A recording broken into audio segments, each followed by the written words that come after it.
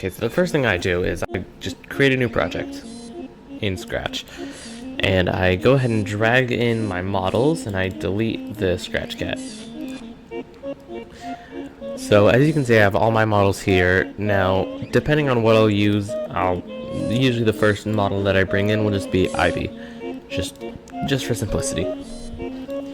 Now, I just figure out what I want to do. Let's say in this scenario, I just want to, like a simple like, I don't know, pointing thing. I would do this, and then I would immediately do this.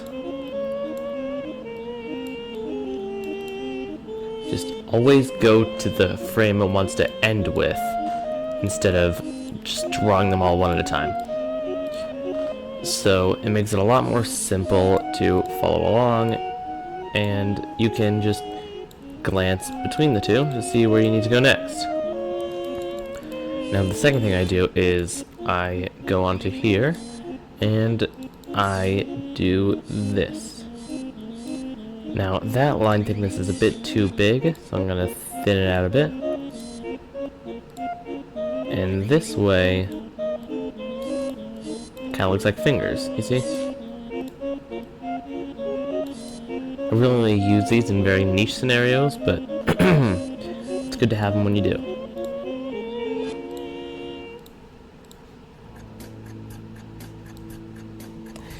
And then I will often just sometimes for the stick for the stick figure type characters, I will often give them little legs to, or give them little feet, I mean, to like sort of show impact on the ground, right? In some scenarios, I also like to bend the knees, but that's not entirely necessary.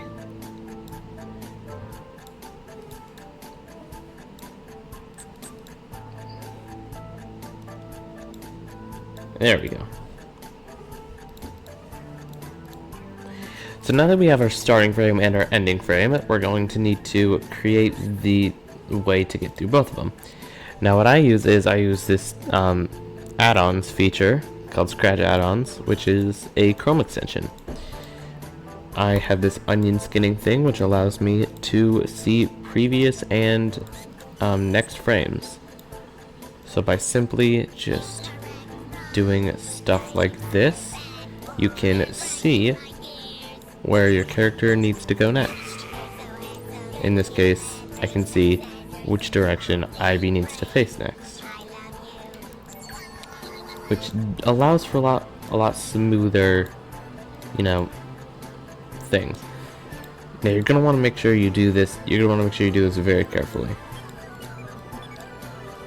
Make sure everything lines up pretty much perfectly.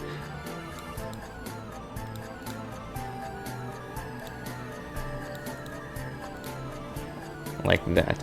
Now if it looks a bit too like smooth, sometimes what I will do is I will just move the character to the side and then do this.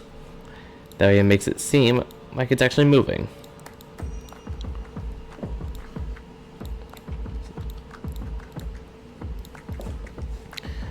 Then I will sometimes add an extra frame if I feel like it needs it. It doesn't always need it, but you know, sometimes it just looks good that way.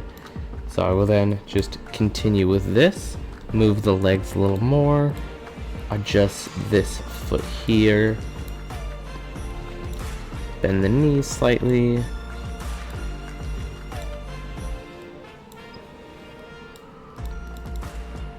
and if I'm adding an extra frame, I will often sort of just, you know,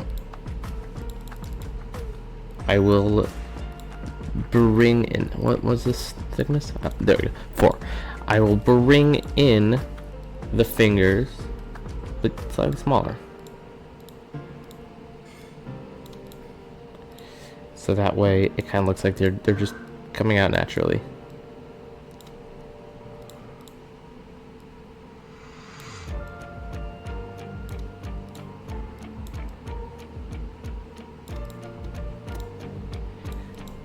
And Then, once I'm done with the frames, I will just put a couple scratch blocks here.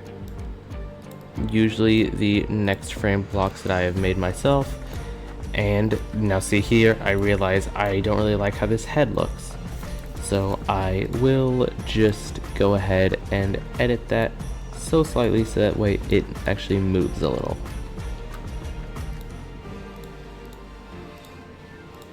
Now it doesn't move enough here, so I'm going to make the pupil move a bit more.